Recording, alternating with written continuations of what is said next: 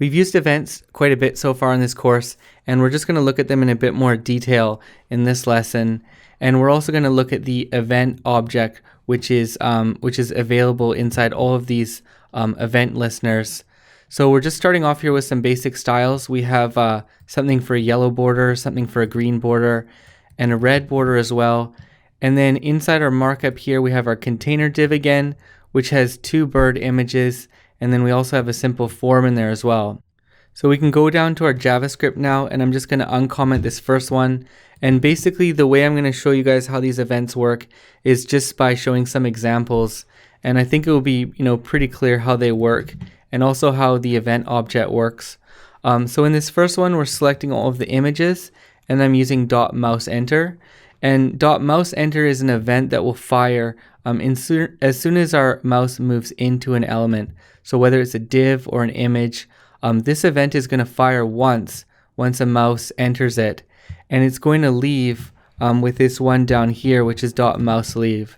So these two work together, and you can see that when we enter this image, we are going to remove any classes if there is any. And the way I do that is just remove class, and I pass it nothing. And what that's going to do is no matter what class is inside the element, we're going to remove that class. And then we're going to add a class of green here. So let's just refresh on the right side and then move my mouse in there. And you'll see that we've added a class of green. And then we saw at the top here, if something has a class of green, then it's getting this border. And you'll also notice that when I took my mouse off this image, it went yellow because we have a mouse leave event listener. And what we're doing there is we're first removing any classes, and then we're adding a class of yellow. So the result is we're getting a toggle effect, and when we move it in, it goes green, and when we move it out, it's yellow. Another thing that I wanted to mention is with all of these event listeners, there's going to be an event object which is implicitly passed into the function each time. And for example, if I do console log.evt right here, and we refresh on the right side, let's move our mouse in there, and you'll see we get an uncaught reference error. EVT is not defined. But we can access the event object that jQuery creates for all of these event listeners just by putting like EVT, or we could put E inside as well, or you can put anything you want in there actually. And once you pass a variable in here, that variable is accessible inside your function, and this will be the event one. So let's just refresh again on the right side, and I'll move my mouse in, and you'll see that we've console logged the event right now. So if I open this up and look at it, you'll see there's a lot of stuff in here. There's the client X, client Y. What other stuff do we have here? We have the timestamp of when it happened. We have the type of mouse over. So all of these things are available to you inside your function, and you could use any of them however you want. Like for example, if we wanted this client X, for example, I could just do evt dot client X. We'll console log that, and we'll just refresh the page again, and I'll move my mouse in there, and you'll see get 81. So all of those things from the event are available to you in your inside your code, and you might want to use those depending on your situation. So I'm just going to leave these for now, and we can move on to the next example. The next one is really simple. We've already looked at .click a bunch of times, but there's also an event listener for double click. So I'm just going to go into my pictures here, and I'm going to click once, and it's not going to do anything. But if I double click, you'll see that goes red there. So we have an event listener for double click. And the next thing that I want to show you is the subtle difference between hover and mouse enter. I'm just going to get these uncommented right here. And basically the difference between these two is hover is a little bit more unpredictable, and it could fire multiple times when you are have your mouse over an element, whereas mouse enter is only going to fire once as soon as you move your mouse into the element. So I'm going to refresh on the right side here, and then we're just going to pay attention to the console here, and I'm going to move my mouse into the first image, and you see hovering fired once, and then mouse entering fired once. But now I'm going to move the mouse over to the right side here, and you'll see that hovering actually fired twice there, and mouse entering fired once. And if we move it left again, you'll see we got a hover event that fired when we were just in the middle of these images. And then as we came in, hover fired again, and then mouse entering fired again. In my case here, I want to use the mouse enter event listener as opposed to hover, because I only want this to fire once as soon as I move my mouse in there. So you can see that the hover one is a little bit more expensive sometimes.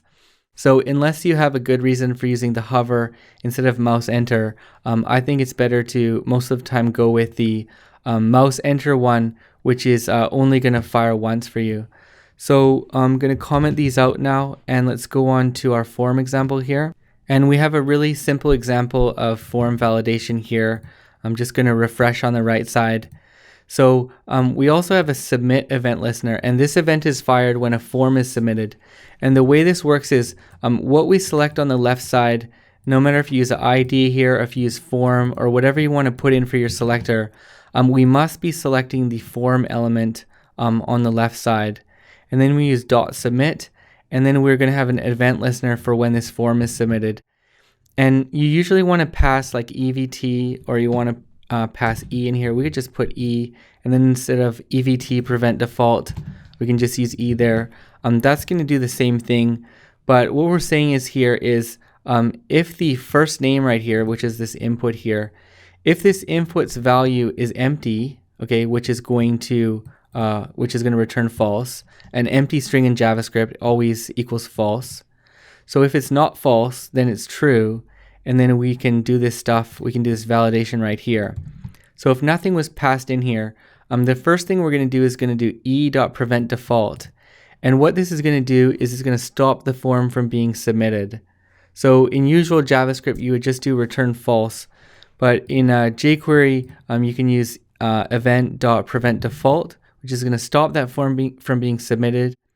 And then what we're going to do is we're going to select that input, and then we're going to add a placeholder attribute, which is please input your name. So you'll see if I click this submit button right here, we get that attribute added, please input your name, because there was nothing placed there. But if we did have something in here and we submitted, that form is going to submit to where it's supposed to go. The last kind of event that I wanted to talk about in this events video is the key up function. Now there's a lot of different key ones. There's key up, there's key down, there's key press. But one of the ones used more commonly is probably key down and key up. And what we're doing here is we're passing EVT right here. Actually, the event object is always created, but if you want to access it, inside your function here, then we need to put it in there. So what we're going to do is we're just going to alert the timestamp and alert this evt.which, and also console log the event so we can look at it. So let's refresh on the right side here, and I'm just going to press a key and then let the key go up. And then we're going to get that first alert, which is the timestamp of when it happened. And then the second alert is evt.which. Now that's 87, and that is going to correspond to one of the keys on my keyboard. So we can actually just try that again. I'm actually going to push the S key down and then up. And we get the timestamp, and we get 83 for the key code there, or event.which. So we can see that the S is 83, and you can use these values in a lot of different ways, especially if you're making a game. You'll want to map them to whatever different feature in your game. So these key codes, they correspond to keys on the keyboard. And you can see I also console log the event here, and we can open up this object right here, and you can see all of the different things that are available to you. The type, you can get whatever information you want here. There's a bunch of stuff, and some of these objects they also have a lot more properties nested inside them.